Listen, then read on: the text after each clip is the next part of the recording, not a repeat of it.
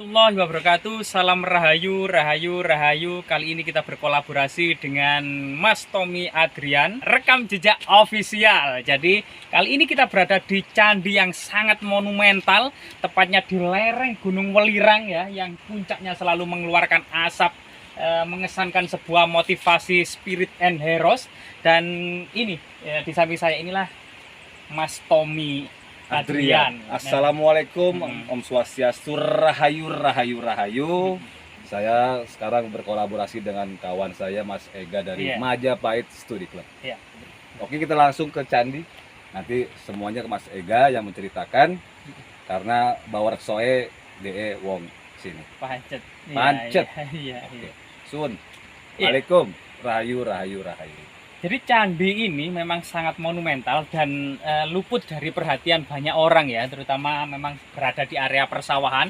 Namun ternyata reliefnya cukup anggun dan penuh dengan kisah-kisah kebijaksanaan ya. Banyak cerita-cerita yang terpahat, dan pahatan utama berada di depan itu bercerita tentang pengadukan Samudra Mantana guna mengambil air amerta dari dalam samudra. Ada cerita tentang Hanoman, cerita tentang Kinari, cerita tentang Kala, cerita tentang kemudian hewan mitologi ya, Kilin ya, Kilin. Dan ini semua memang merupakan pada masa lalu memiliki informasi-informasi mengenai dharma, mengenai kebijaksanaan ya pada masa kerajaan-kerajaan kuno dahulu. Nah, ini kita bersama Mas Adrian, Mas Tommy Adrian.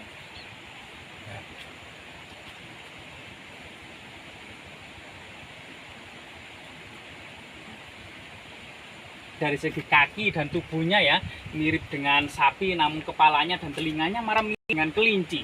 Sehingga sebagian menganggap bahwa kisah ini juga berhubungan dengan kelinci yang ada di permukaan bulan purnama. Pada masa lalu di permukaan bulan purnama yang bagian hitam itu disebut kelinci atau Trowilun, atau sehingga kemudian pada masa lalu Trowulan yang artinya bulan purnama atau Caitrawulan juga memiliki korelasi yang memiliki makna Trowilun ya, atau kelinci pada masa lalu. Dalam ceritanya ketika ada seorang pendeta tua lagi dalam perjalanannya ya, Tirta Yatra maupun Dharma Yatra, lagi haus dan dahaga, bertemu dengan seekor anjing, kelinci dan monyet.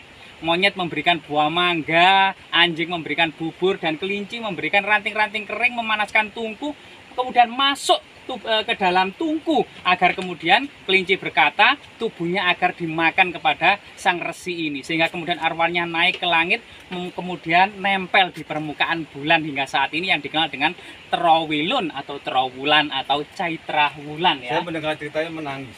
Hah? Menangis. Ah iya, di mana Kang Adrian? Menangisnya adalah seorang kelinci bisa berkorban, dia masuk nyemplung ke panci toh? Ya, ke panci agar tubuhnya dimakan sang resi. Kelinci ini bantu membakar.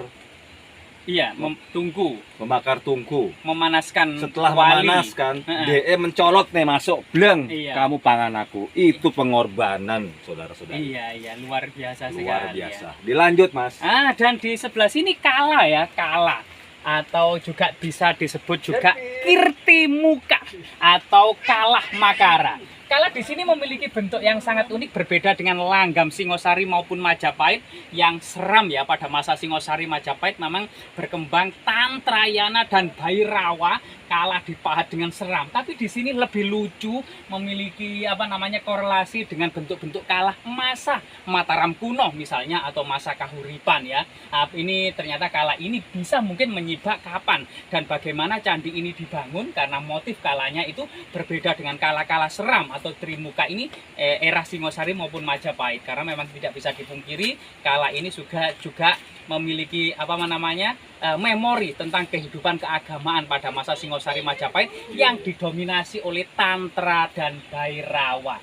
Kala sendiri memiliki filosofi seperti waktu, barang siapa yang memasuki waktu tidak bisa kembali lagi ya. Karena ini kita harus kemudian senantiasa memanfaatkan waktu sebaik-baiknya. Nah, di sini kinarinya ini aus bekas waktu itu kemungkinan ini ada pembobolan ya, mungkin mencari harta karun atau peripih dari candi itu sendiri. Mungkin kita keliling ke arah yang relief-reliefnya itu masih terlihat utuh. Nah, di sini terlihat utuh sekali setelah kita menjelaskan tentang kilin, kelinci atau ini salah satu relief bahwasanya di sini itu ada makhluk mitologi. Tubuhnya ini adalah perempuan bagian atas, tapi bagian bawah ini adalah burung. Jadi kakinya burung, ekornya burung, membawa semacam kipas, membawa seloki yang berisi kemudian air amerta ya. Dan ini adalah sosok perempuan yang dinamakan Kinari, salah satu makhluk mitologi bidadari yang hidup di surga ya. Jadi kemungkinan memang maknanya adalah sebagaimana yang terpahat di dalam, memang candi ini kemungkinan memang candi yang sangat erat berhubungan dengan keabadian ya, tentang air amerta yang ada di sini. Nah, setelah kemudian kita akan bisa melihat relief kala, kelinci, dan ini Hanoman ini. Nah, ini akan terlihat sosok Hanoman ini bisa kita kenali dari ekornya. Ekornya yang panjang, memanjang, dan mengangkat gunung Dronagiri ya. Dronagiri. Pada masa dalam epik Ramayana. Ramayana. Ketika Ramana dan pasukannya itu kena senjata Indra Rahwana di negeri Alengka, itu kemudian seorang tabib kerajaan menyuruh Hanoman untuk mengambil semacam obat Gandapura di atas gunung Dronagiri. Namun Hanoman tidak mengenali obat tersebut sehingga gunung Dronagiri dipangkas, dibawa ke hadapan tabib untuk mengambil sendiri mana tumbuhan yang dimaksud. Sehingga ini kemungkinan memang air amerta sebagai keabadian, sebagai pengobatan ya. Mungkin dahulunya juga sangat berhubungan dengan kehidupan para pendeta di sini ya, yang senantiasa memberikan semacam pengobatan bagi masyarakat luas. Nah, yang dibutuhkan bagi kerajaan secara luas.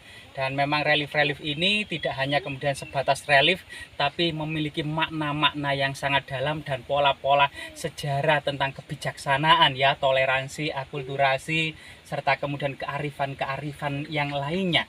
Serta kemudian memang tingkat intelektual pada masa itu ya, yang didominasi dengan kebijaksanaan dharma.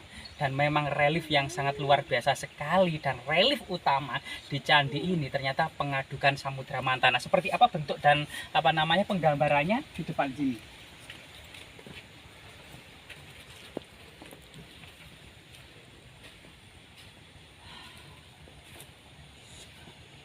Jadi dengan berlatar belakang keelokan Gunung Welirang yang selalu hijau biru abadi sepanjang masa, kita akan melihat bagian relief yang agak aus ini ya.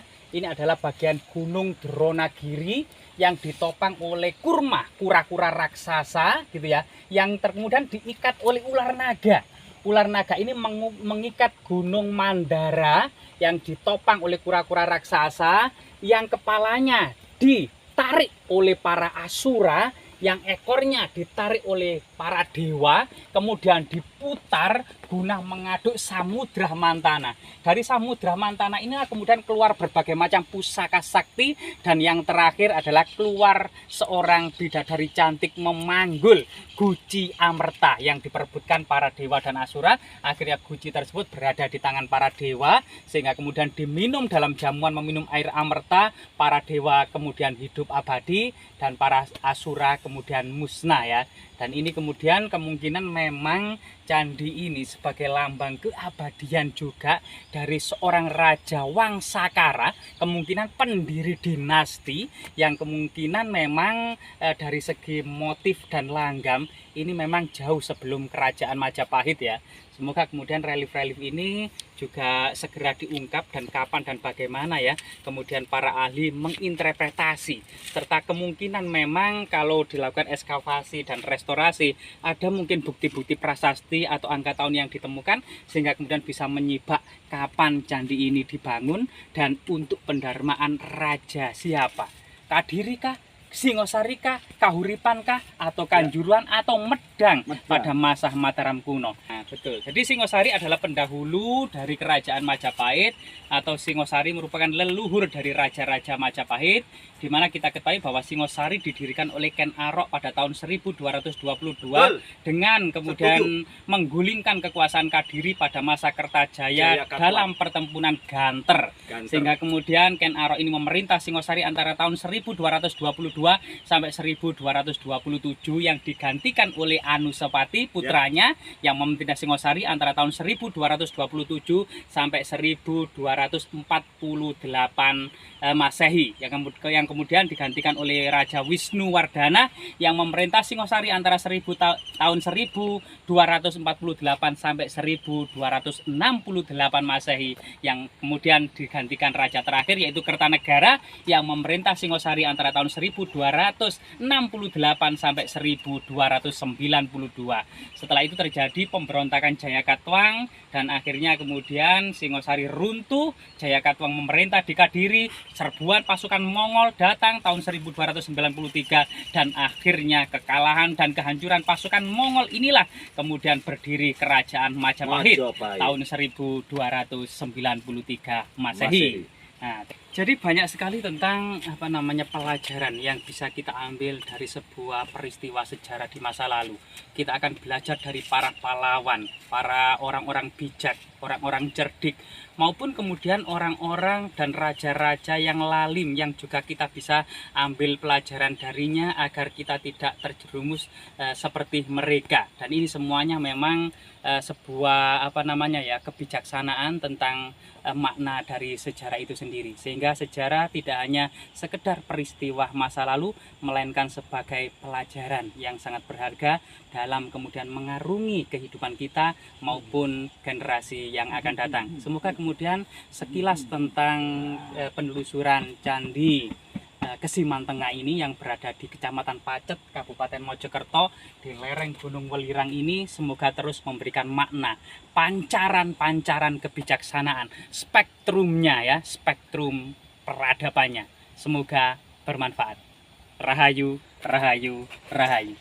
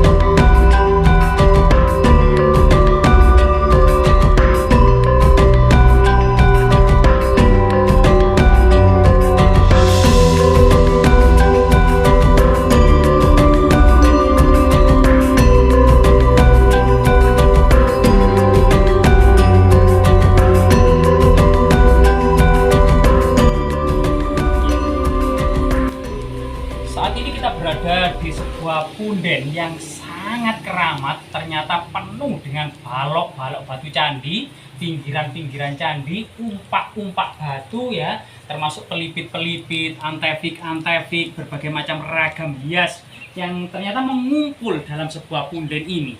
Dan masyarakat lebih mengenalnya sebagai punden Jerbeng, yaitu kemudian diartikan sebagai njejerake rogoh lan ati marang kang sang murbeng, yang artinya adalah mensejajarkan hati dan raga ini kepada Tuhan yang Maha Kuasa ya. Jadi lokasi ini masih digunakan oleh masyarakat sebagai situs magis sakral, situs religi ya, penuh dengan perdupaan, penuh dengan persajian ya, takiran, bunga-bunga, makanan, bunga-bunga wewangian ya, dan berbagai macam kemudian yang menjadi ubur rampai dari takiran atau persajian itu sendiri ya. Jika kita mengacu kepada sumber historis ya, prasasti-prasasti yang terdekat yang pernah ditemukan di lokasi ini, antara lain memang adalah yang pertama masa Empu Sindok tahun 935, yaitu masa di mana kemudian seorang permaisuri dari istri Empu Sindok yang bernama Rake Mangibil Parameswari Diakebi Sriwardani. Jadi namanya yang cukup panjang ini telah meresmikan ya sebuah bendungan bersama Samget Susuhunan. Bendungan tersebut adalah bendungan irigasi. Ada 3, yaitu Watan Walas, Watan Tamya, dan Kahulunan.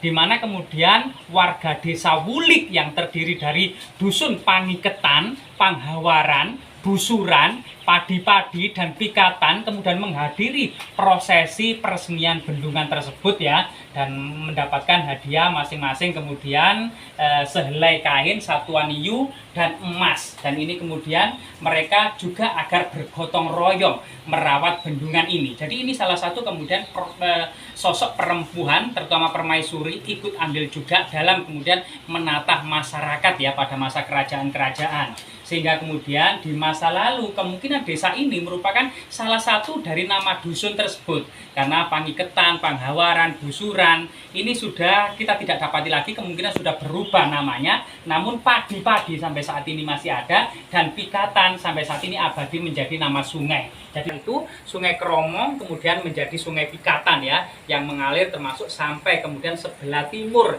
dari istana kerajaan Majapahit yang dinamakan Sungai Berangkal, kemudian sampai kemudian menyatu dengan Sungai Berantas. Jadi jika kita lihat kemudian dalam arti nama sejarah desa ini, Desa Sajen, yang artinya bisa saja diambil dari lokasi ini karena di masa lalu gitu ya, nama desa ini diambil dari sebuah fakta dan realita atau tinjauan faktual. Lokasi ini penuh dengan persajian sehingga disebut sajen masyarakat. Kemudian desa inilah yang kemudian dinamakan Desa Sajen, terletak di Kecamatan Pacet, lereng Gunung Welirang, Kabupaten Mojokerto, Jawa Timur. Prasasti kedua yaitu prasasti Petak yang dikeluarkan oleh Sri Maharaja Girindah Wardana Dhyarana Wijaya tahun 1486 Masehi, yang diiringi Patih Tahan yang meneguhkan anugerah tanah petak kepada Brahma Raja Ganggadara. Di mana kemudian dalam prasasti Petak yang memperingati upacara serada, yaitu 12 tahun mangkatnya Batara Ring Dahanapura atau Dyah Suraprabha yang memerintah Majapahit ya antara tahun 1468 sampai 1478 ini kemudian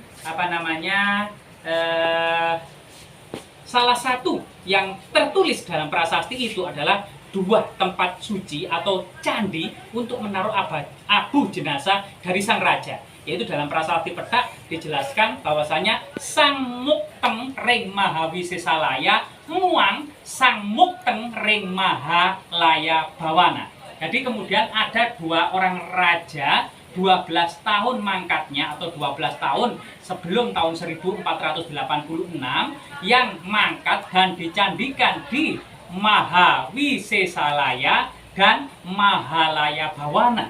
Kemungkinan dahulu mungkin salah satu dari Mahawisesalaya atau Mahalaya Bawana adalah lokasi ini, karena memang ragam hias, struktur pahatan ini diduga masa kerajaan Majapahit ya, terutama pada masa kerajaan Majapahit akhir. Berbeda dengan tradisi cerita tutur yang berkembang di tengah-tengah masyarakat. Ada salah satu cerita yang sangat unik ketika kemudian seorang putri raja yang bernama Ganggadara. Ganggadara ini terkena sakit kulit yang kemudian para tabib tidak bisa menyembuhkan. Atas salah satu saran tabib agar dibawa ke pemandian air panas Belirang di Padusan. Kemudian sang putri datang ke pemandian air panas Belirang, mandi di sana, ternyata penyakit kulitnya bisa sembuh. Dalam perjalanan pulang menuju Trowulan, ibu kota Majapahit, ternyata kota Trowulan diserang oleh seorang raja yang berasal dari Daha atau Kediri, sehingga kemudian rombongan putri ini tertahan di lokasi ini. Bermalam di sini, berkemah di sini, Sehingga kemudian karena putri ini tidak biasa dengan lingkungan pedesaan pegunungan ya, yang biasa berada di lingkungan istana, ternyata kemudian jatuh sakit dan mangkat, serta diduga kemudian jasadnya itu kemudian dingaben dan abu jenazahnya ditaruh di sini. Ini adalah salah satu cerita yang berkembang di tengah-tengah masyarakat, bahwasanya Punden Jerbeng, nama Jerbeng atau Mbak Darmi juga ini tidak lain dan tidak bukan adalah Dia Ganggadara, salah satu putri kerajaan Majapahit.